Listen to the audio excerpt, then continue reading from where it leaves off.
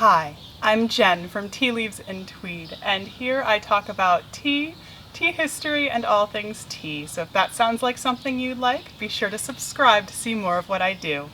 Today I'm cheating a little bit on my literary tea session, and I thought that I would have tea with a character that I have only recently learned about, but that I instantly connected with for obvious reasons.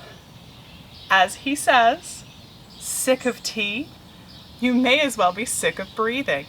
Today, we're having tea with Uncle Iroh. Like many people, since it has come to Netflix, I have been watching Avatar: The Last Airbender, the animated series. And this series came out when I was probably a little bit old to be considered in its target demographic, so I never really watched it when it first came out, but I'd always heard so much about it. And in particular, I'd always heard about the character of Uncle Iroh being so many people's gateway into tea culture, and I found that very interesting. And now that I'm partway through the series, I fully understand. Uncle Iroh is a character who is the uncle of a character who starts out as the villain, and that's all I'll say for now. And he loves tea, and this is actually a major part of his character because he's supposed to come from a culture called the Fire Nation, where people are very aggressive and warlike, and his love of tea and gentle arts somewhat sets him apart from others in the Fire Nation, and in fact is used as kind of a way to mock him by even members of his own family. And yet he does not seem to care. He just loves his tea, and he mentions two teas as being his favorite, one of which is ginseng tea, and the other one is jasmine. And jasmine seems to be the most common favorite tea of Uncle Iroh, and in fact, when he eventually gets to own his own tea shop, he names it Jasmine Dragon. So I thought, how perfect to have a tea session inspired by Uncle Iroh using the Jasmine Dragon pearls that I got from 7 Cups that I featured in a previous historical tea video. So today I'm going to have a tea session inspired by Uncle Iroh using jasmine tea. So let's brew. So here we have our brewing setup, and one thing that I find very interesting about the Avatar series is that there are such clear historical and cultural connections to these characters. While they are meant to be a fantasy world, in particular, the conflict between the Fire Nation and the Earth Kingdom is very reminiscent of the 17th century conflict between the Chinese Qing dynasty and the Korean Chosun dynasty. So I've chosen to let my teaware be inspired by early Qing dynasty, and in particular, jasmine tea would have been enjoyed at that point, and loose leaf jasmine tea would have been enjoyed at that point because it is after the Ming dynasty. So I've chosen to hold my hot water in my cast iron pot.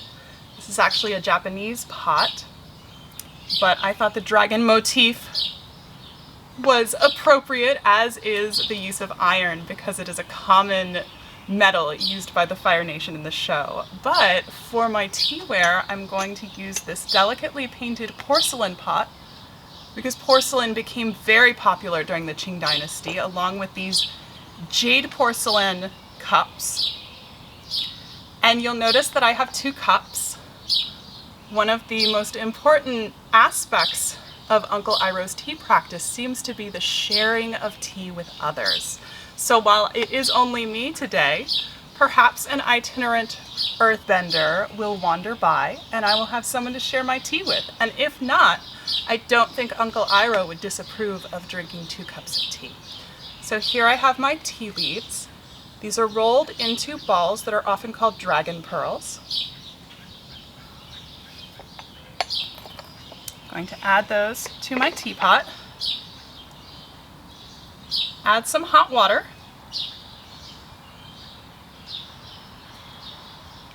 And I'm going to give this just a minute or 2 to steep. I wouldn't want to oversteep it and ruin the tea.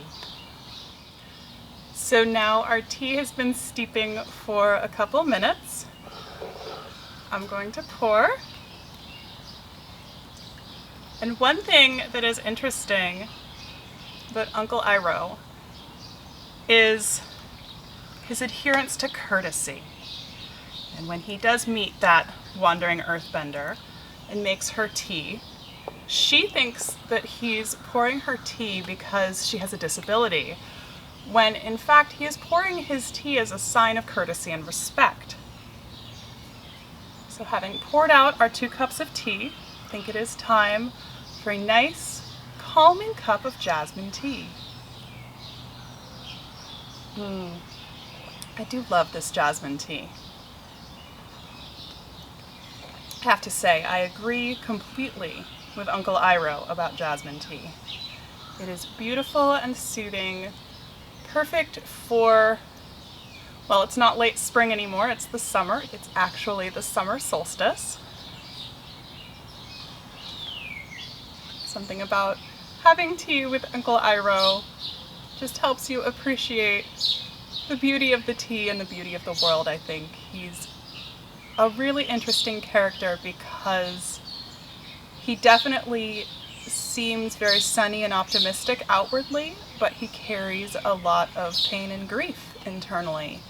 And I find some of the plot lines that focus on him in particular to be particularly intriguing. And he's just such a well-rounded character who's able to be a positive role model for his nephew, and yet doesn't fall into a kind of Pollyanna sort of caricature of goodness.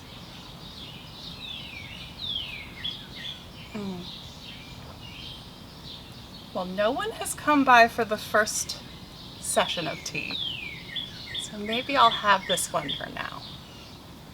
I'll pour it into my cup, just in case.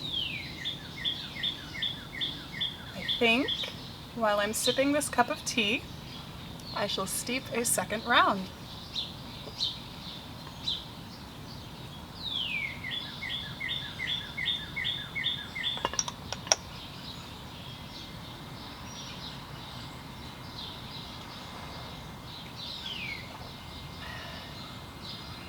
So I'm curious, let me know in the comments if you have watched Avatar and if Uncle Iroh had anything to do with you becoming interested in tea.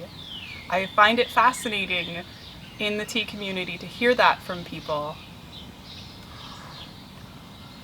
because we all have such different paths to come to the tea community and to come to tea practice.